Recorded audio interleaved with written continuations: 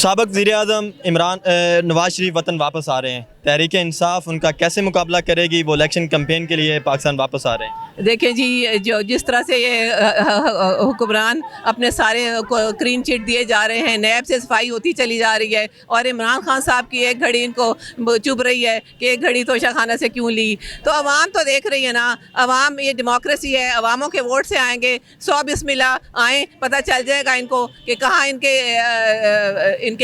ठिकाना है। जो इनका ठिकाना है वो इस्लामाबाद में अडयाला जेल में इनका ठिकाना बनता है, क्योंकि ये तो 2-3 महीनों के लिए गए थे इलाज कराने के लिए और अब 3 साल हो गए इनका ना तो इलाज हुआ और ना ही इन्होंने जो हमें पैसे मनी ट्रेल दी नहीं दे सके। वो इनके पे 2 केसेस में अभी भी इश्तेहारी हैं, इनको मालूम नहीं है ये, लेकिन आवाम जान गई है और आवाम इनको पजीराई देगी। आप देख लीजिएगा किस तरह से।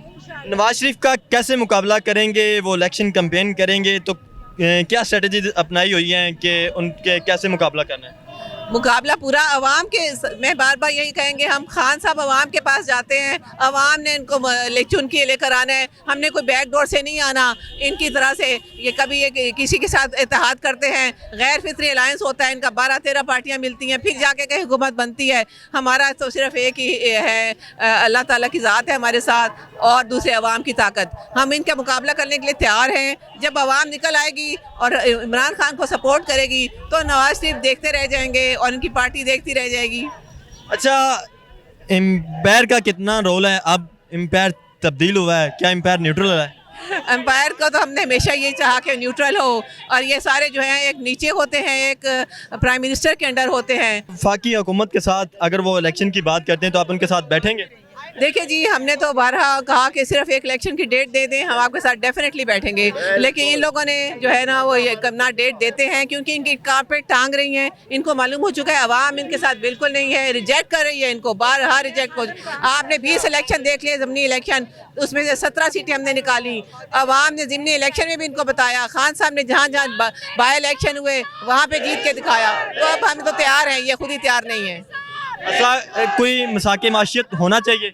देखिए जी, बिल्कुल होना चाहिए, लेकिन चोरों के साथ नहीं, इन लुटेरों के साथ नहीं, जो मुल्क के लूट के खा जाएं उनके साथ क्या होना चाहिए चार्टर, उनके साथ क्या चार्टर होगा?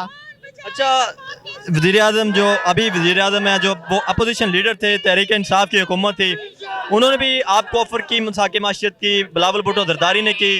अब आप अपोजिशन में हैं तो अब भी वो हुकूमत में जाके भी आपको ऑफर कर रहे हैं, लेकिन आप उनके साथ बैठ नहीं रहे, क्या वजह है? देखिए, हमने बाहर बैठने को तैयार हैं, लेकिन बाहर मैं यही कहूँगी कि जिन्होंने आके अपने केस माफ़ कराए, अरबों रुपए की मनी लॉन्ड्रिंग की, मुल्क का ख़जाना खाली कर दिया, उनसे मिसाके मईशत क्या होगी उनके साथ? क्या डिस्कशन होगी उनके साथ? अच्छा, आप उनके साथ इलेक्शन के लिए बैठने के लिए तैयार हैं, लेकिन आवाम के लिए बैठने के लिए तैयार नहीं। अगर आप उनके साथ बैठते हैं, कोई मसाके माशियत होता है, कुछ बेहतरी आती मुल्क में, तो आवाम के लिए ये बेहतर होगा।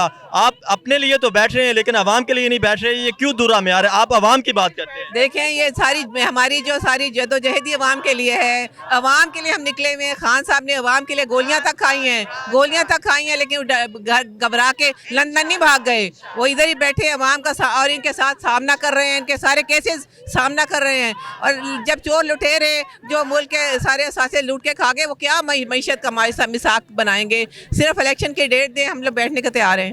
पाकिस्तान के पास पैसे नहीं है, हमारी एलसीज फंसी हुई है, 25 अरब रुपया इलेक्शन के ऊपर खर्च आना है, तो क्या हमारे पास खाने के लिए मंगवाने के लिए पैसे तो नहीं है? तो इस तरह तो हम भूखे मार जाएंगे अगर हम इलेक्शन की तरफ जाएंगे तो। देखिए जी, ये इस हुकूमत का एक एक दिन जो है ना वो मुल्क पे भारी पड़ रहा है। इन्होंने जिस तरह से ये निपटाने की कोशिश की है केसेस को, ये आवाम जान गई है और आवाम भी जान गई है, और वो कि कौन हमें इस मुश्किल में लेकर आने वाले कौन लोग हैं। ये हम एलसीज क्यों बंद हैं? क्योंकि ये करप्ट गवर्नमेंट है, इसमें पूरी दुनिया से इन्वेस्टमेंट भी बंद है, इन्होंने सारे ख़जाने खाली कर चुके हैं। दुनिया में इस वक्त तेल की प्राइस $70 हो गई, पाकिस्तान में ज़रा इन्होंने रिलीफ नहीं दी आवाम को। खान साहब जो आवाम को रिलीफ देना चाहते थे, उन्होंने उसको रिलीफ भी नहीं देने दिया। लेकिन अब इंशाल्लाह ताला एक एक दिन इस मुल्क पे भारी है इन लोगों का। एक क्रेडिबल गवर्नमेंट आएगी, फॉरेन इन्वेस्टमेंट भी आएगी, बाहर से लोगों ने इन्वेस्टमेंट बंद कर दी है।